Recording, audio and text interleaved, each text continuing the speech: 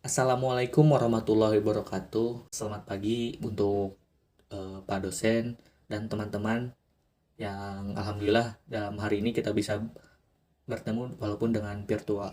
Pertama-tama marilah kita panjatkan kepada Allah Subhanahu wa taala puji serta syukur atas rahmat dan karunia-Nya hingga kita bisa berkumpul di ruangan ini.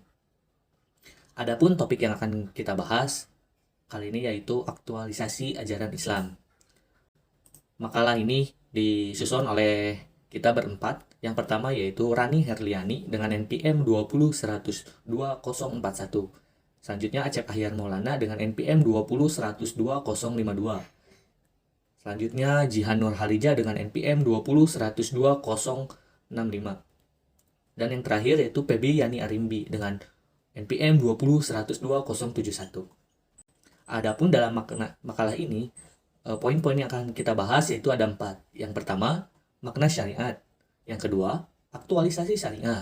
Yang ketiga, fungsi syariat. Dan yang keempat, yaitu antara fikih dan syariat. Saya sebagai moderator dan pemateri langsung saja untuk mempersingkat, mengefektifkan waktu, marilah kita langsung menuju materinya. Yang pertama yaitu makna syariat yang akan disampaikan oleh saya. Secara etimologis, syariat atau syara, menurut kata dasarnya berarti jalan ke sumber air atau jalan yang terang yang harus dilalui atau jalan yang harus diikuti oleh orang-orang yang beriman. Secara terminologis, syariat dalam bentuk pengertian ulama Islam adalah aturan-aturan, hukum-hukum Tuhan yang tertuang dalam Al-Quran dan Sunnah Nabi Muhammad SAW. Aturan-aturan ini meliputi kompleksitas kebutuhan manusia baik yang bersifat individual maupun kolektif. Dengan kata lain, syariah adalah penumbuhan atau pelembagaan kehendak Tuhan dengan manusia harus hidup secara pribadi dan masyarakat. Syariat berasal dari kata syara yang menurut bahasa berarti sumber air yang mengalir, yang didatangi manusia atau binatang untuk diminum.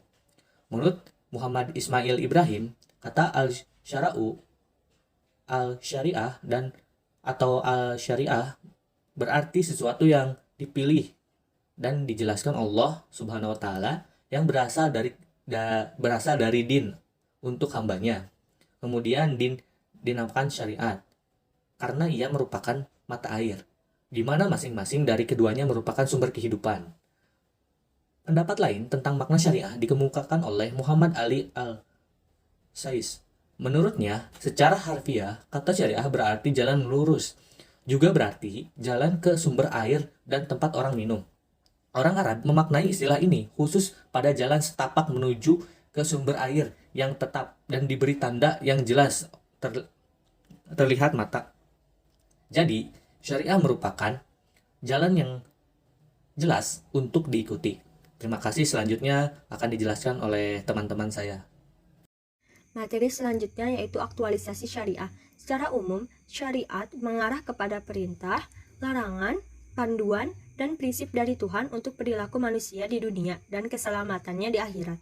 Panduan suci ini dan yang lainnya memungkinkan manusia meninggalkan dorongan hawa, yaitu hasrat-hasrat tanpa batas dan kecenderungan berbuat jahat. Syariat sebagai hukum Tuhan dapat diterapkan dalam semua kehidupan manusia dari berbagai aspek kehidupannya. Karena itu, hukum Tuhan mempunyai beberapa bentuk yang berbeda. Yang pertama ada syariat yang memberi prinsip-prinsip umum. Sistem syariat yang diatur dalam Al-Quran ada yang bersifat umum dengan menyebutkan prinsip-prinsipnya saja, tetapi ada juga yang terperinci.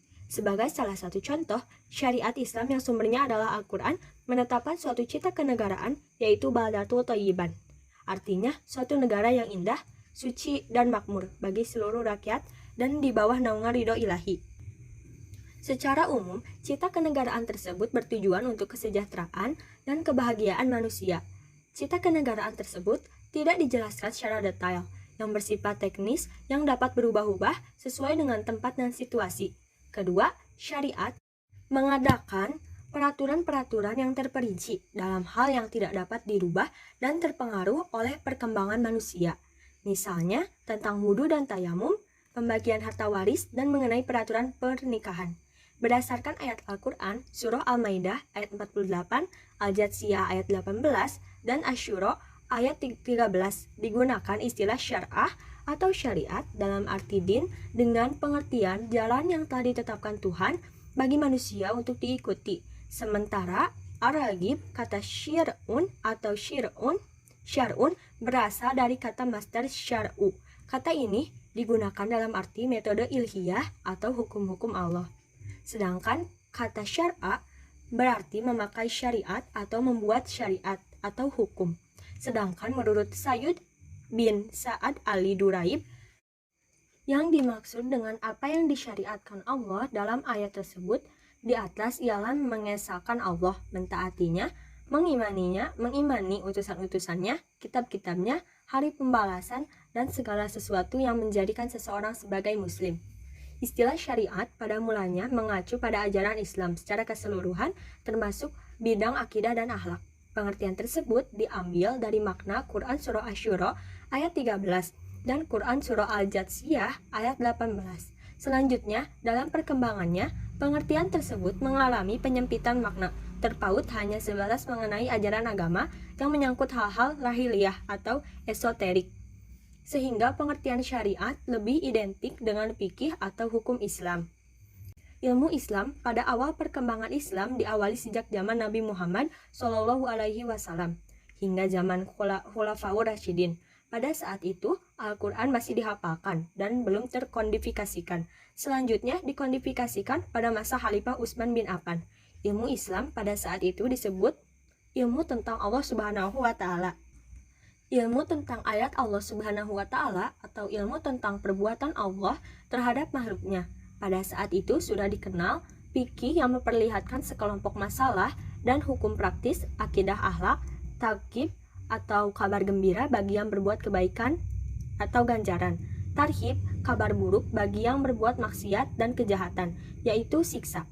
Pada awal masa Islam belum dikenal dengan ilmu usul fiqh sebagai metodologi untuk memahami, menggali, dan menetapkan hukum dari sumbernya, yaitu Al-Quran dan Sunnah, yang selanjutnya disebut dengan istimbat.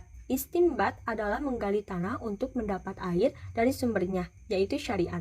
Syariat dalam bahasa Arab berarti tempat air minum, yang selalu menjadi tujuan baik manusia maupun hewan. Dalam pengertian ini, syariat berubah maknanya ketika digunakan sebagai terminologi ilmu syariat, sehingga syariat berarti sumber air dalam arti sumber kehidupan yang dapat menjamin kehidupan manusia baik di dunia maupun di akhirat.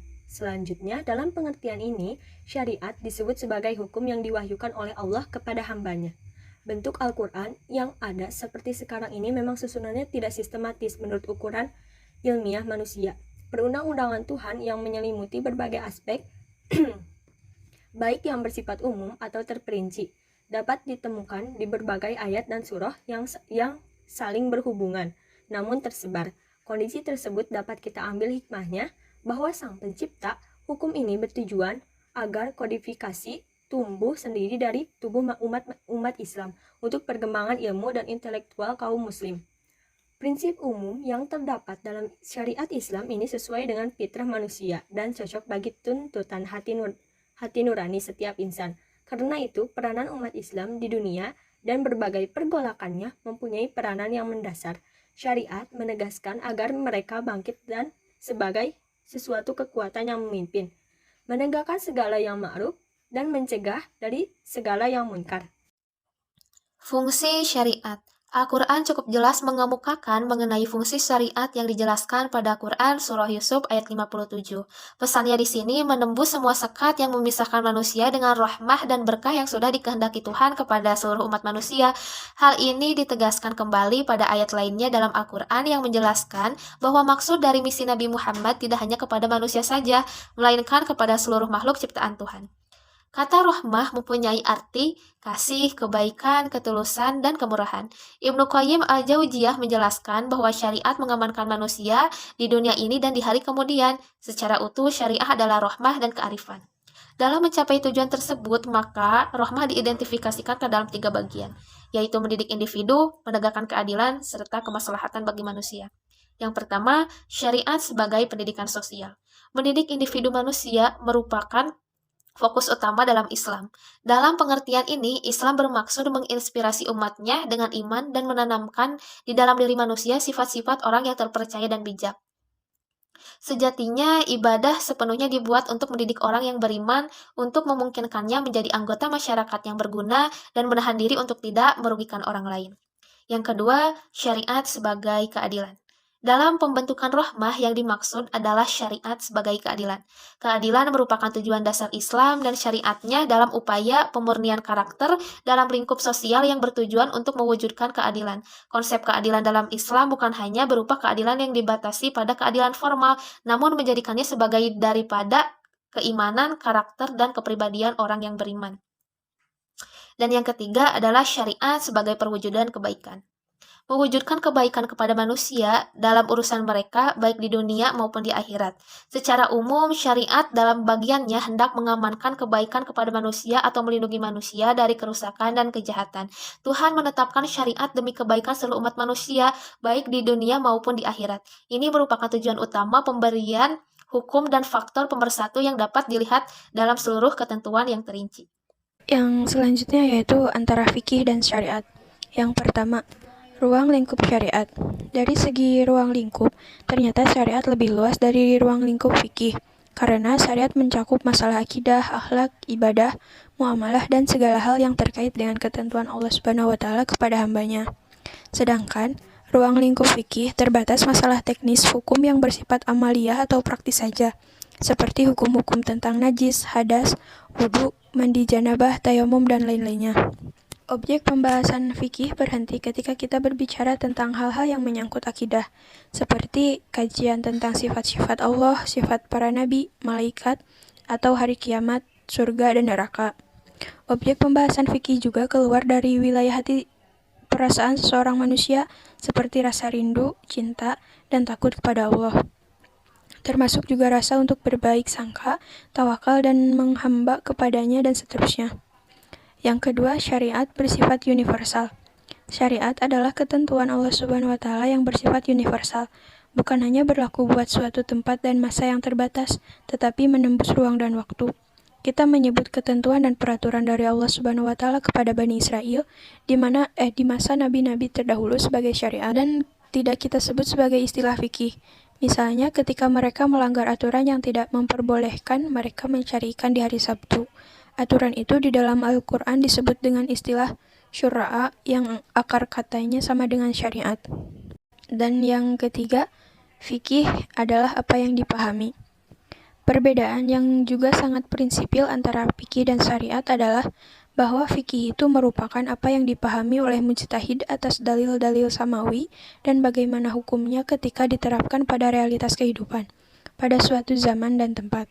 Jadi, pada hakikatnya, fikih itu adalah hasil dari sebuah ijtihad, tentunya yang telah lulus dari penyimpangan kaidah dalam berijtihad atas suatu urusan dan perkara, sehingga sangat dimungkinkan hasil ijtihad itu berbeda antara seorang mujtahid dengan mujtahid lainnya. Sedangkan, syariat lebih mudah dipahami sebagai hukum-hukum yang telah ditetapkan oleh Allah Subhanahu wa Ta'ala dalam kehidupan ini. Pembicaraan tentang syariat belum menyentuh wilayah perbedaan pendapat dan pemahaman dari ahli fikih. Sekian dari saya kembalikan kepada moderator. Ya, terima kasih kepada Rani yang telah memaparkan materinya. Mungkin cukup sekian ya pemaparan materi dari kelompok kami. Mohon maaf apabila ada salah kata dan penyebutan yang kurang jelas ya. Dan untuk selanjutnya dibuka pertanyaan di forum diskusi kelas ya. Terima kasih kepada semuanya buat teman-teman yang sudah mendengarkan dan menonton. Saya harap harinya menyenangkan dan disehatkan dan dilancarkan rezekinya. Amin ya rabbal alamin. Mari kita tutup dengan bacaan hamdalah bersama-sama alhamdulillahirabbil alamin. Wassalamualaikum warahmatullahi wabarakatuh.